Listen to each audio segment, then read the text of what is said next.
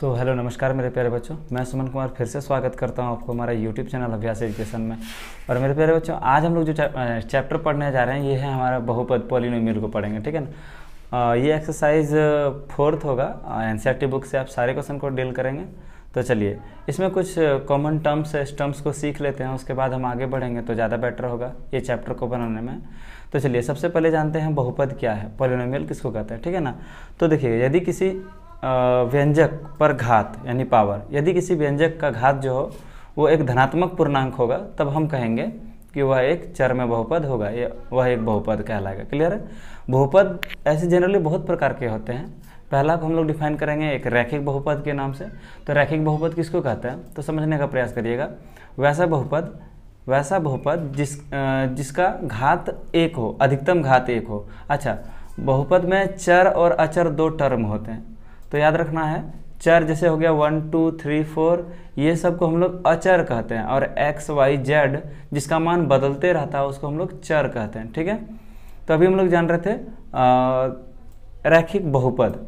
रैखिक बहुपद किसको कहते हैं? यदि किसी चर पर घात, यदि किसी बहुपद में चर का घात एक हो तो उसको हम लोग रैखिक बहुपद कहेंगे। अगला हम लोग चलते हैं द्विघाती बहुपद किसको कहते हैं। यदि किसी बहुपद में चर का जो घात है, जो वेरिएबल है, चर का जो घात है वो 2 हो तो उसको हम लोग क्या कहेंगे? द्विघाती बहुपद कहेंगे। क्लियर है। तीसरा होता है त्रिघाती बहुपद। त्रिघाती किसको कहेंगे? यदि किसी बहुपद में चर का घात 3 हो, अधिकतम घात कितना हो? 3 हो, तब इसको हम लोग क्या कहेंगे? त्रिघाती बहुपद कहेंगे। बारी बारी से आपने ये बात को समझ गया। उसी प्रकार चतुर्थघाती, पंचघाती बहुत सारे होते हैं।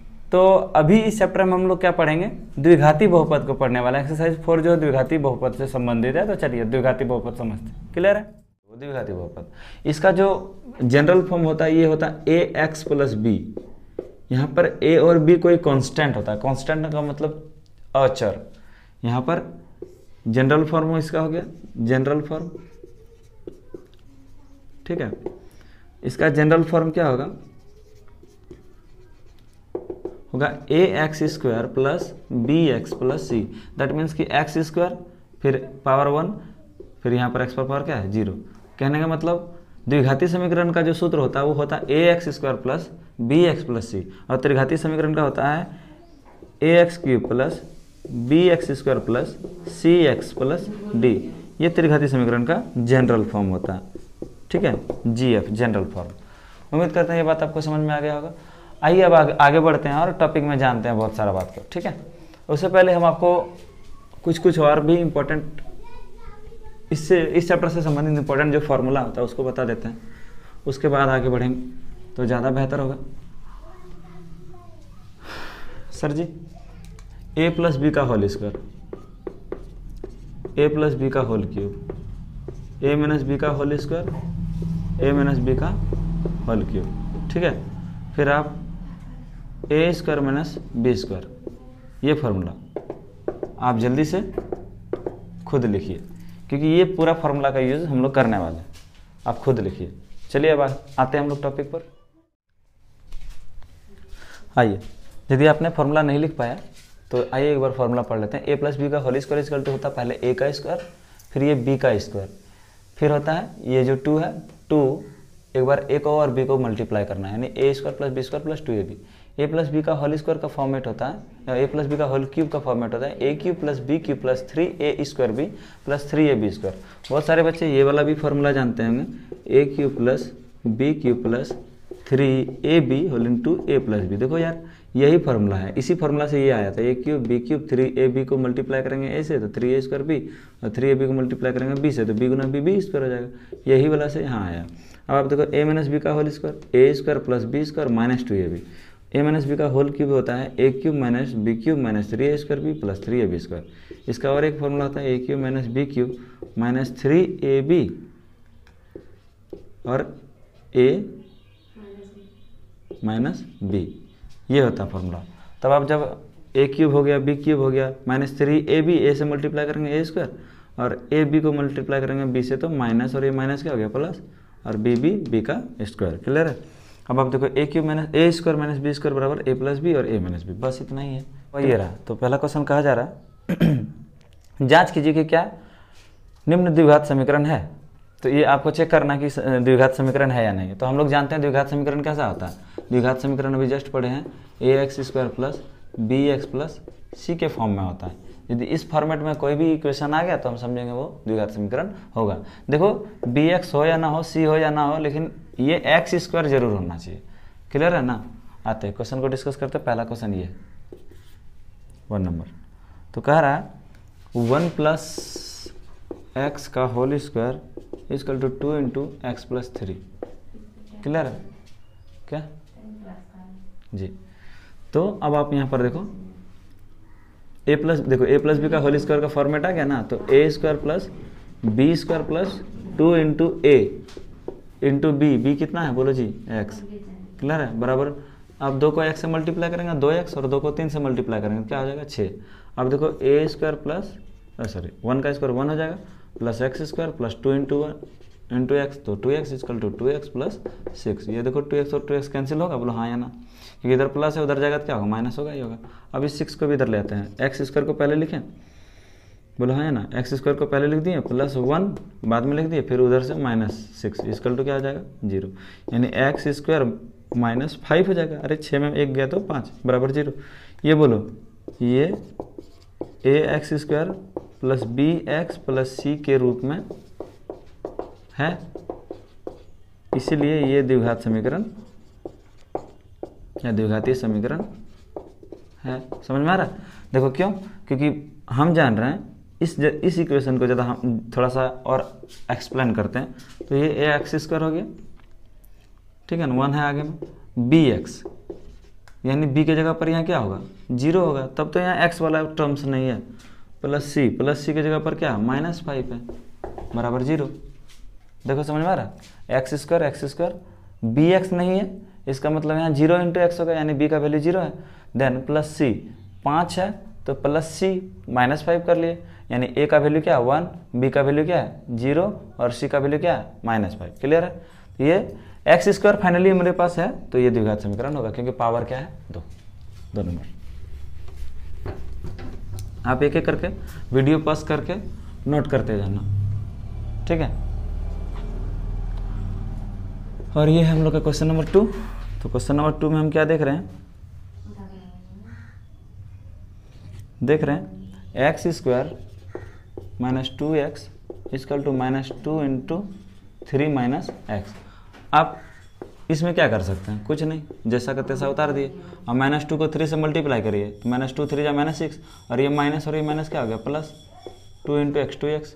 अब आप ये देखो x² -2x हो जाएगा, उधर से प्लस 2x इधर आएगा तो -2x हो जाएगा, -6 इधर आएगा तो प्लस 6 हो जाएगा इक्वल टू 0, यानी x² हो जाएगा 2 और 2 कितना हो जाएगा 4x हो जाएगा प्लस 6 बराबर 0। बोलो यहाँ पर x² आया कि नहीं आया, बिल्कुल हाँ जी सर आया। तो यहाँ लिखेंगे यहाँ या ये ax² plus bx plus c equal to 0 के रूप में है, इसीलिए ये क्या द्विघाती समीकरण है। उम्मीद करते हैं ये बात भी आपको समझ में आ गया होगा। आइए क्वेश्चन नंबर 3 को देख लेते हैं। जल्दी से हम सारे क्वेश्चन को आपको सॉल्व कर देते हैं ताकि आपको किसी तरह का प्रॉब्लम ना हो। और यदि आपसे खुद बन जा रहा है ये अप्रोच लगाने के बाद तो आप बिल्कुल खुद ही बना सकते हैं, कोई दिक्कत नहीं। क्वेश्चन नंबर 3, तो यहाँ 3 नंबर है x minus 2 into x plus 1 is equals to x minus 1 into x plus 3। आइए इसको सॉल्व करते हैं। बहुत कॉमन चीज़ है मल्टीप्लाई करना, सिंपल। इस x से आप एक बार इस x में और एक बार इस 1 में मल्टीप्लाई करो तो x इंटू एक्स क्या आ जाएगा जी x², और यहाँ फिर क्या आ जाएगा 1x। इस -2 को आप इस बार x से मल्टीप्लाई करेंगे तो -2x, बोलो हाँ या ना, और इस -2 को फिर मल्टीप्लाई करेंगे आप 1 से तो -2 1 जा -2। अब आप यहाँ पर उसी तरह से सेम प्रोसेस फॉलो करेंगे, x से x को मल्टीप्लाई और इस x से एक बार 3 को मल्टीप्लाई, तो आप क्या देखते हैं x² होगा प्लस 3x होगा, बोलो हाँ या ना, क्लियर है। अब आप यहाँ पर -1 को मल्टीप्लाई करेंगे किससे x से, तो -1 इंटू एक्स -1x हो जाएगा, और -1 इंटू 3 माइनस और प्लस क्या हो जाएगा -3 1 जा 3। होप करते हैं कि आप ये बातें भी समझ गए होंगे। अब आप क्या करते हैं सारे जितना भी टर्म्स है सबको एक तरफ ले आइए, तो आप देखो क्या देखते हैं। अच्छा एक चीज़ और यहाँ पर हम कर सकते हैं, एक्स स्क्वायर और एक्स स्क्वायर कट जाएगा। अच्छा इधर भी लाते हैं तो भी तो माइनस होकर कटता है ना यार, क्योंकि ये प्लस में तो इधर का माइनस होता है, जीरो हो जाता है। एक आम में एक आम खा गया तो क्या बचेगा, गुठली कुछ नहीं, खत्म। आइए यहाँ और कुछ कैंसिल क्या करें। चलो अब 1x माइनस 2x बोलो तो यहाँ क्या हो जाएगा, -1x और -2। इधर क्या बच गया, 3x में 1x गया, 2x -3। नहीं एक क्लास में क्या हुआ था ना एक बार कि हम पढ़ा रहे थे, अरे बोलो रे 5 में 5 घटा कितना बचा, तो बोलता है पता ही नहीं है, वो बोल ही नहीं रहता। अब हम उसको समझा के देखे, बोलो एक आम था, एक आम खा गया तो कितना क्या बचा, बोलता है गुठली। तो हम कन्फ्यूज़ कर गए, बोले चलो यार तुमको भी एग्जाम्पल दे देते हैं। तो ऐसा कोई बात नहीं, मतलब अब क्या बोलें, अब बोलेंगे केला केला घटा तो क्या बचा, छिलका बोल देगा, तो उल्टा पुल्टा होना भी पॉसिबल नहीं है ना। तो हम सिंपल सा बात बोलते हैं, 5 टका पैसा आता, तुम दुकानदार को 5 टका दे दिया तो क्या टका बचा, तुम्हारे पास 0 टका बचा। वही हाल है यहाँ पर, ठीक है। अब चलो यहाँ पर सारा चीज़ को इधर ले आते हैं, -1x इधर है -2x, इधर है -2 और ये +3 हो जाएगा। बोलो हाँ या ना, बराबर 0। -2x और -1x कितना आ जाएगा, -3x और यहाँ आ जाएगा +1। अरे यार 3 है, -2 जाएगा तो 1 ही ना होगा। अब आप ये बोलो, ये ax² + bx + c के रूप में है कि नहीं है।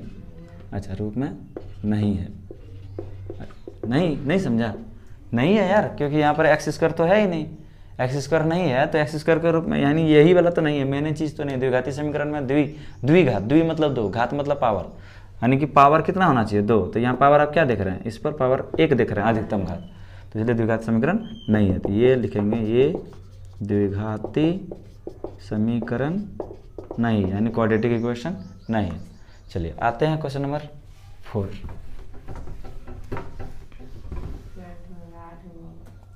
तो चलिए क्वेश्चन नंबर 4 है,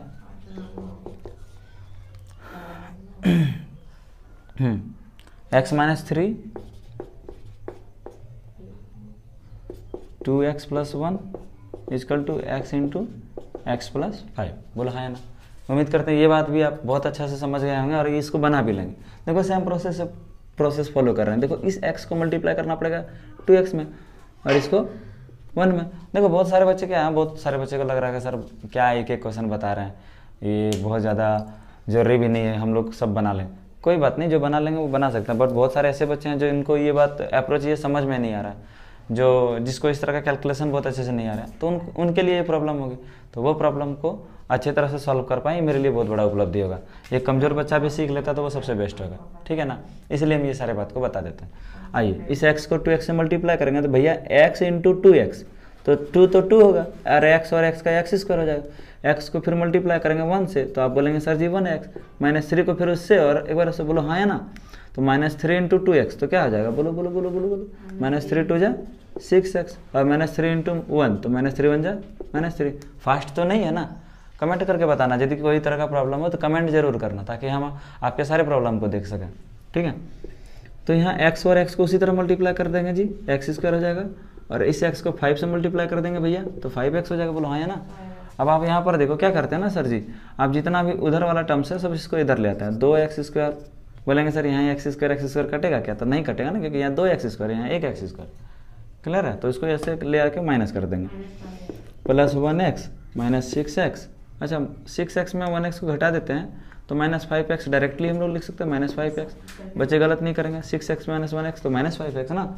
अब आप यहाँ पे देखो क्या, -3। अच्छा उधर से -x², ये दुल्हा जा रहा है तो माइनस तो होगा, +5x इधर आएगा, ये भी दुल्हा बाबू है तो -5x हो जाएगा। ससुराल में तो वैल्यू मिलेगा ही ना। आइए अब आप देखते हैं 2x² और -x², 2x² में 1x², यानी 1 है कि नहीं है, तो 2 में 1 गया तो क्या बच गया, 1x²। अब आप यहाँ पे देखो -5x और -5x, होशियार बन के कटा मत देना, -5 और -5 क्या हो जाएगा, -10x। और बहुत सारे बच्चा बोलेगा हैं सर पढ़ाएं आप, -5x और -5x 10x, माइनस प्लस हो जाता है। अरे बेवकूफ़ सब, -5 और -5 जब मल्टीप्लाई होता है ना तो 5 × 5 25 हो जाएगा, तब माइनस प्लस होगा। जोड़ में या घाटा में चिन्ह बदलता नहीं है, साइन बदलता नहीं है, बदलता कब है तो याद करो मल्टीप्लाई में और डिवाइड में, क्लियर है। अब आप चलो आगे बढ़ते हैं, -3 है और यहाँ कुछ है ही नहीं यार, -3 बचेगा। बस -3 बचेगा इज इक्वल्स टू 0। अब आप यहाँ पर देख रहे होंगे ये द्विघाती ये ax² plus bx plus c के रूप में है ना, ये इस रूप में है, इसलिए द्विघाती समीकरण है। क्लियर है? चलिए नेक्स्ट क्वेश्चन है 5 नंबर। तो क्वेश्चन नंबर 5 है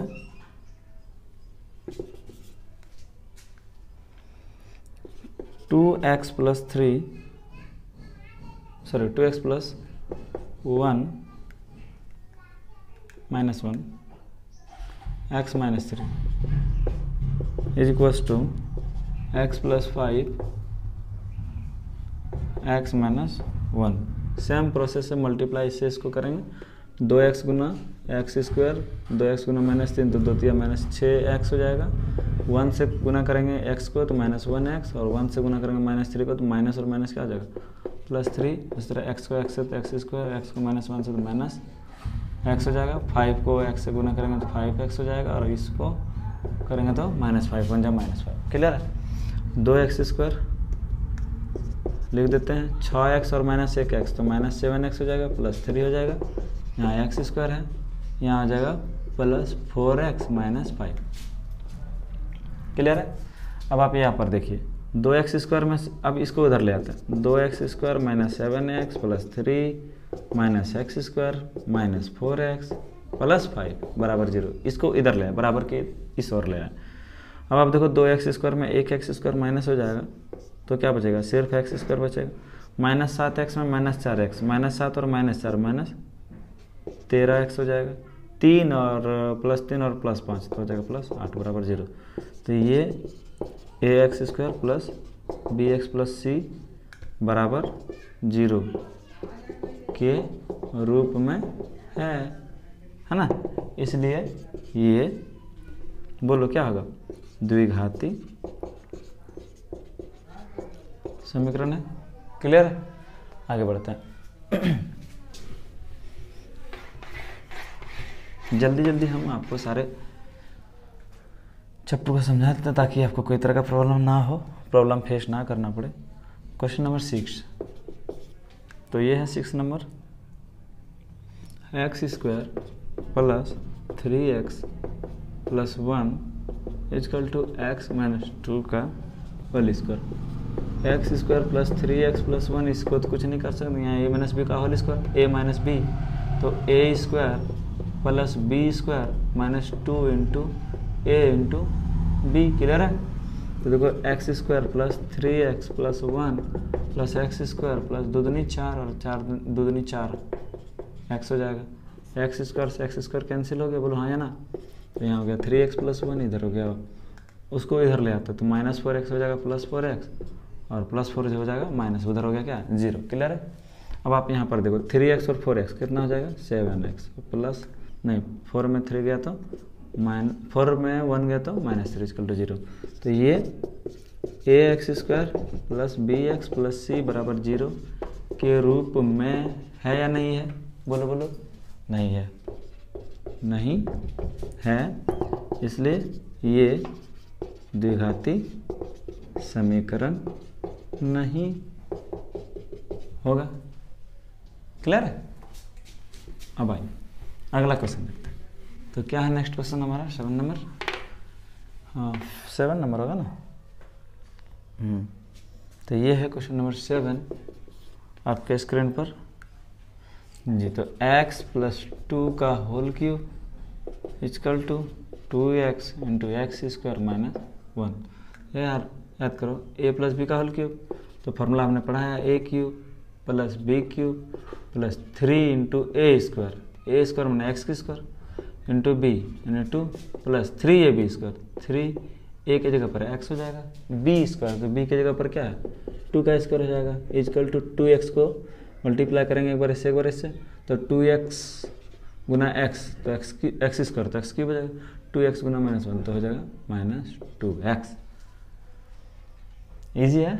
अब आप आगे देखो, यहाँ पर आप देखो x का क्यूब होगा, 2 का क्यूब हो जाएगा 8, 3 दूनी 6, एक्स स्क्वायर हो जाएगा, और 3, 2 का square 4, 4 3 12x equal to 2x का क्यूब। अच्छा ऐसा करते हैं ना तो बराबर से इधर ले आते हैं, तो -2x का क्यूब हो जाएगा और प्लस 2x इक्वल टू उधर क्या हो गया 0, बराबर के इधर सबको ले आए। क्लियर। अब आप यहाँ देखिए एक्स क्यूब में 2x क्यूब तो -x क्यूब हो जाएगा 8।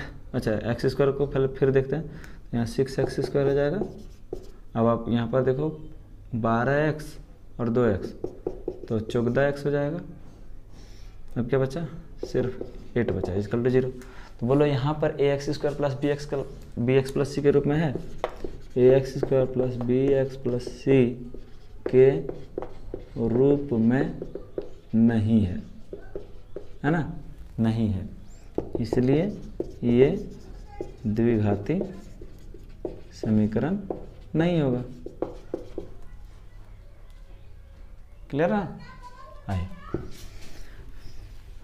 7 के बाद हम लोग 8, और ये 8 नंबर जो है लास्ट है।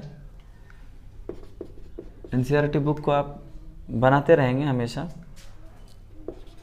X cube minus 4x square minus x plus 1 equal to x minus 2 का होल क्यूब। ठीक है, ये क्वेश्चन आप जो है खुद बनाइए। हाँ, ये माइनस बी का whole cube same to same question है, बहुत ईजी है। आप इसको खुद बनाइए और सॉल्व करके आप हमको कमेंट बॉक्स में कमेंट करिए कि आपका ये क्वेश्चन सॉल्व हुआ या नहीं। सॉल्व हुआ तो आप कमेंट करेंगे यस सॉल्व्ड, और नहीं हुआ तो नो सॉल्व। क्लियर है। आप यस और नो में कमेंट करके बताइए, ताकि अगला जो वीडियो हम लोग बनाएंगे उस वीडियो में आपका ये वाला पार्ट को इंक्लूड करवा दें। चलिए फिर मिलते हैं एक नए वीडियो में, तब तक के लिए जय हिंद जय भारत।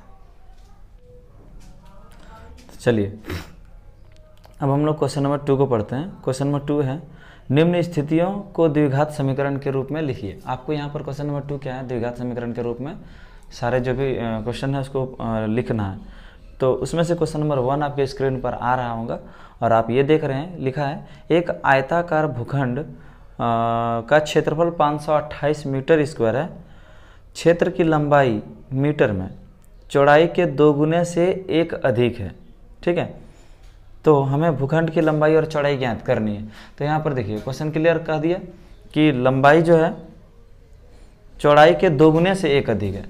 ठीक है, तो मान लेते हैं, माना चौड़ाई बराबर x, तो बोलिए यार लंबाई क्या होगा, 2 गुने से बोला था तो 2x से कितना अधिक था, 1 अधिक था, तो 2x प्लस 1 हो जाएगा। अब आप यहाँ पर देखिए, अकॉर्डिंग टू क्वेश्चन, प्रश्न हमें कह रहा था कि आयत का जो क्षेत्रफल है या आयताकार भूखंड का क्षेत्रफल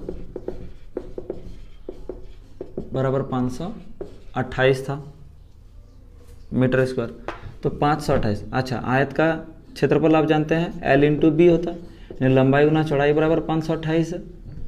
क्लियर है। तो लेंथ कितना है हमारा 2x प्लस 1 है और ब्रेथ कितना है x है, इज इक्वल टू 528। अब इसको कैलकुलेशन करते हैं, x से x को एक बार x से 1 को मल्टीप्लाई करेंगे तो आप देखो x गुना 2x तो क्या हो जाएगा 2x स्क्वायर, और यहाँ पर आप जब मल्टीप्लाई करेंगे तो ये क्या हो जाएगा, बोलो बोलो बोलो, x 1 इंटू एक्स 1x, उधर से 528 को इधर ले आते तो माइनस 528 हुआ इक्वल टू 0। अब आप बोले ये ax square plus bx plus c के रूप में है, तो इस रूप में आया कि नहीं आया। तो हमको क्वेश्चन भी बोला था निम्नलिखित स्थितियों को द्विघात समीकरण के रूप में लिखिए। अच्छा, बहुत सारे बच्चे इसमें कंफ्यूज करते हैं, लास्ट में क्वेश्चन बोला था कि हमें लंबाई और चौड़ाई ज्ञात करनी है, ये ज्ञात करने के लिए नहीं बोल रहा है, यहाँ पर एक कंडीशन दिया है कि इस तरह का क्वेश्चन है, आपको ज्ञात करना है तो उसको द्विघात समीकरण आपको सिर्फ यहीं तक ला के छोड़ देना है। एक कंडीशन दिया है ज्ञात करनी है तो यहाँ जरूरी नहीं कि करनी है। क्लियर है, क्योंकि ऊपर में ही क्वेश्चन बोला है सिर्फ समीकरण के रूप में निरूपित करना, तो यहाँ तक आप करके आंसर कर लीजिएगा। ऐसा नहीं कि बहुत सारे बच्चे क्या करते हैं मिसकन्फ्यूज में करके मिसकंसेप्शन में वो x का वैल्यू निकाल बैठते हैं, तो वहाँ पे निकालने का जरूरत ही नहीं है, कोई ज़रूरत नहीं निकालने का। ठीक है, अब आइए क्वेश्चन नंबर 2 हम लोग पढ़ लेते हैं। देन क्वेश्चन नंबर 2 हम लोग का है,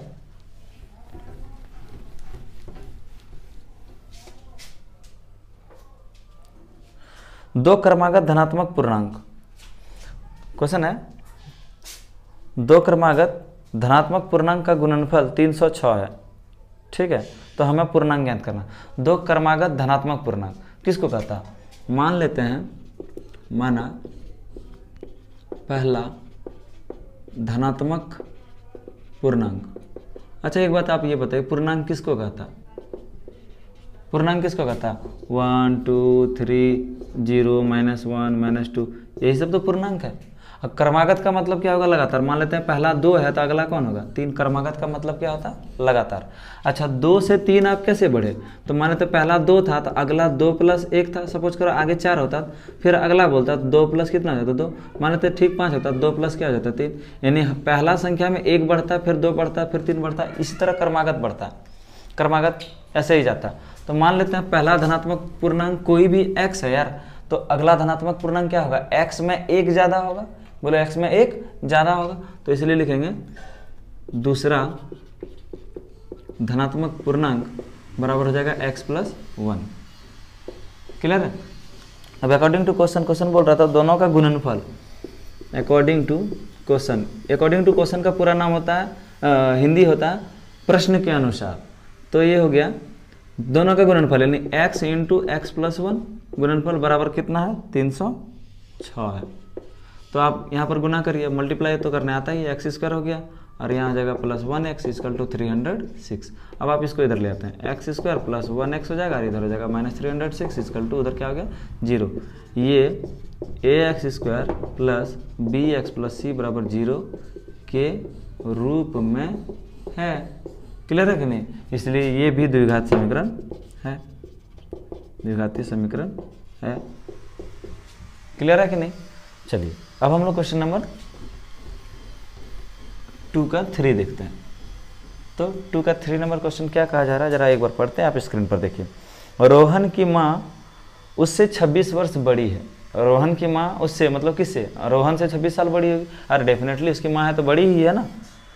अच्छा, उनकी आयु का गुणनफल अब से 3 वर्ष के बाद 360 हो जाएगी। हमें रोहन की वर्तमान आयु ज्ञात करनी है। देखो यहाँ ज्ञात करनी है बोल रहा है, तो ज्ञात करना नहीं है, सिर्फ उसको क्वाड्रेटिक इक्वेशन के फॉर्म में यानी द्विघातीय समीकरण के रूप में आपको लिख देना। ठीक है? तो रोहन की माँ बड़ी है 26 साल किससे? रोहन से। तो जिससे बोला जा रहा है उसी को मान लीजिए। माना रोहन का वर्तमान आयु x है, तो रोहन की माँ की आयु क्या हो जाएगा?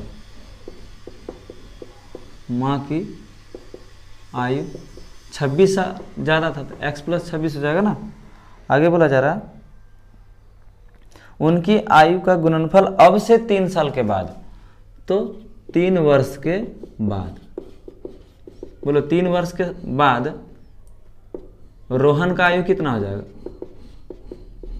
बोलो यार, अभी आपका उम्र 15 साल है, तो 3 साल के बाद आप 15 के बाद 16 17 18 3 साल ज़्यादा हो जाएंगे, 18 साल के हो जाएंगे। उसी तरह अभी यदि रोहन x वर्ष का है तो 3 साल के बाद ये डेफिनेटली x + 3 हो जाएगा। बोलो हाँ या ना। अब उसी तरह रोहन 3 साल अधिक बढ़ गया तो क्या उसकी मम्मी 3 साल ज़्यादा नहीं बढ़ेगी? तो हाँ बिल्कुल सर। तो रोहन माँ की आयु तो पहले था x + 26 साल बड़ी, अब उसमें भी 3 साल बड़ी, और ओवर हम कह सकते हैं ये x + 29 हो जाएगा। क्लियर है? कोई दिक्कत नहीं है। अब अकॉर्डिंग टू क्वेश्चन, प्रश्न क्या कहता है कि 3 साल के बाद उन दोनों का आयु का गुणनफल, तो पहला x + 3 था, रोहन का आयु 3 साल के बाद, और उसकी माँ का आयु कितना था? x + 29। अब आप देखेंगे गुणनफल बोल रहा है क्वेश्चन में कि 360 हो जाएगी, तो ये हो गया 360। क्लियर है? अब आप देखो x को x से मल्टीप्लाई करेंगे, x को 29 से, फिर उसी तरह 3 को इससे और फिर 3 को 29 से। x गुना x क्या आ जाएगा? x का स्क्वायर, फिर x गुना 29 तो क्या आ जाएगा? 29x, 3 गुना x तो क्या आ जाएगा जी? 3x, और 3 × 29, 9 × 27 का 7, हाथ में 2, 2 × 6 और 2 कितना आ जाएगा? 87 बराबर 360। एक बार फिर से मल्टीप्लाई कर लेते हैं। 9 × 27 का 7, हाथ में 2 रहा, 2 × 6 और 2 कितना हो गया? 8। सही है। अब आप देखो एक्स स्क्वायर 29x और 3x 30, 31, 32, 32x हो जाएगा। अब आप क्या करो प्लस 87 और उधर से 360 माइनस कर लो, क्लियर है।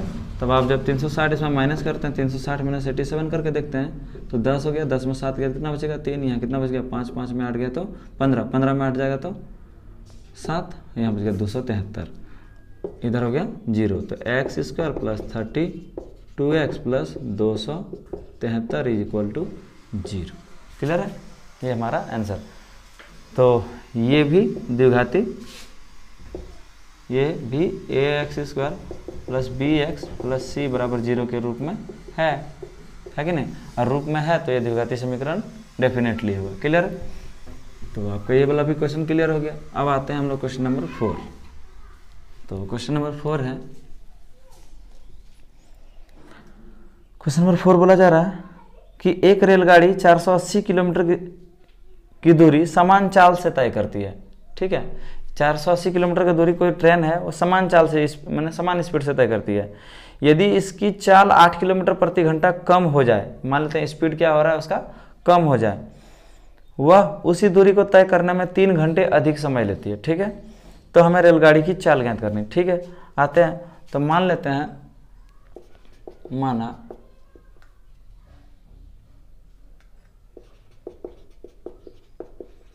रेलगाड़ी की चाल x किलोमीटर प्रति घंटा, क्योंकि समान चाल है। अब आप देखिए कुल दूरी कितना दे दिया था क्वेश्चन, तो कुल दूरी बोल रहा था 480 किलोमीटर की दूरी तय करना था, तो 480 किलोमीटर। अब यहाँ पर देखिए चाल दिया है, दूरी दिया है, तो समय ना बोल रहा था 3 घंटा अधिक समय लेता। यदि उसका स्पीड 8 किलोमीटर प्रति घंटा कम हो जाए तो वो जो टाइम लेता है वो 8 घंटा ज़्यादा ले रहा है, यानी कि टाइम पूछ रहा है। तो हम इसका समय निकालेंगे, समय बराबर बखूबी जानते हैं, समय बराबर क्या आता है दूरी बटे चाल। तो यहाँ भैया दूरी है 480 और चाल है मेरा x, तो हो जाएगा 480 बटे x, क्लियर है, इतना घंटा। अब आप देखिए यदि चाल 8 किलोमीटर प्रति घंटा बोला गया था ना, 8 किलोमीटर प्रति घंटा कम हो जाए, तब समय क्या होगा, समय क्या होगा 480, पहले जो चाल था x, अब x में 8 किलोमीटर प्रति घंटा क्या हो जाएगा, घट जाएगा। बोलो पहले समय था अब समय है, तो समय में कितना परिवर्तन हो गया, ये चाल कितना किलोमीटर घट गया था, 8 किलोमीटर प्रति घंटा, हाँ बिल्कुल 8 किलोमीटर प्रति घंटा घट गया था, क्लियर है ना। तो जैसे ही 8 किलोमीटर प्रति घंटा घट जाता है तो बोलता है गाड़ी 3 घंटे तय करने में, वो दूरी तय करने में 3 घंटे गाड़ी जो है अधिक समय लेती है, क्लियर है। तब अकॉर्डिंग टू क्वेश्चन एक बात आप बताइए, समय ज़्यादा यहाँ लग रहा है कि समय ज़्यादा यहाँ लग रहा है।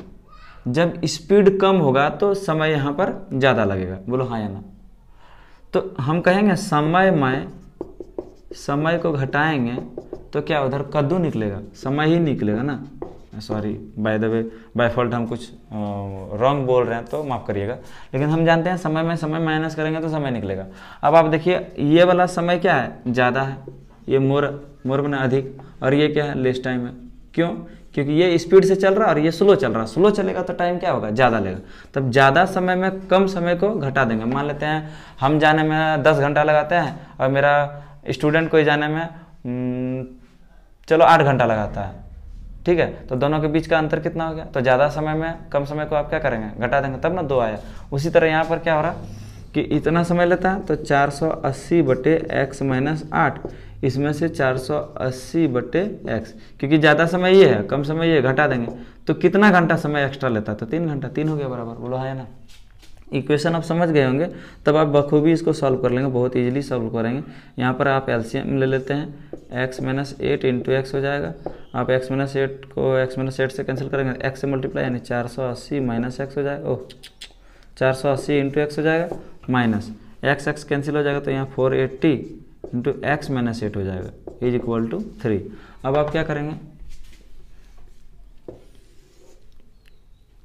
3/1 कर लेते हैं और हम लोग क्रॉस कर लेते हैं, तो क्या होगा 480 x माइनस 480 को x से गुना करेंगे फिर 480 x हो जाएगा, है ना। और इस 480 को फिर 8 से गुना करिए, तो 480 इंटू 8, 8 8 64 का 4 हाथ में 6, 8 चौके 32, 33 34 35 36 37 38, ये हो गया 3840। माइनस और माइनस क्या हो जाएगा, प्लस। और बराबर के दूसरी ओर क्या हो जाएगा, तो आप मल्टीप्लाई करेंगे 3 को, है ना, 3 इंटू एक्स, ये वाला एक्स को शुरू में लिख दिया, और एक्स माइनस 8। देख रहे हैं, बात क्लियर है। अब आप यहाँ पर देखिए 480 माइनस एक्स और प्लस एक्स खत्म हो गया, तो यहाँ बच जाएगा 3840 इजकल टू 3x को x से गुना करो जी, तो 3x का स्क्वायर हो जाएगा, और 3x को माइनस 8 से गुना करेंगे तो 3 8 कितना हो जाएगा, 24 24 x हो जाएगा। बोलो हाँ या ना। अब आप इसको उधर ले जाइए तो हो जाएगा 3x पर पावर 2 माइनस 24x, और ये इधर प्लस में है, उधर जाएगा तो हो जाएगा 3840। इधर क्या बच गया, 0 बच गया। अच्छा 0 आप इधर लिखें या 0 आप बराबर के उधर लिखें, कोई फर्क पड़ने वाला नहीं। तो ये द्विघाती समीकरण है, इस रूप में बदल गया। क्यों, द्विघाती समीकरण हम जान गए, ये ax square plus bx plus c के रूप में।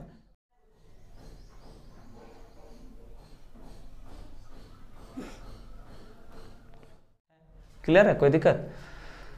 तो उम्मीद करते हैं ये सारे बात आप समझ गए होंगे। आपको कौन सा क्वेश्चन में डाउट है या फिर क्या कमेंट करना चाहते हैं, अगला क्या टॉपिक में वीडियो चाहते हैं, आप जल्दी से जल्दी कमेंट करिए। तब तक के लिए जय हिंद जय भारत। और यदि आप हमारे चैनल में नए हैं तो आप हमारे चैनल को सब्सक्राइब कर लीजिए।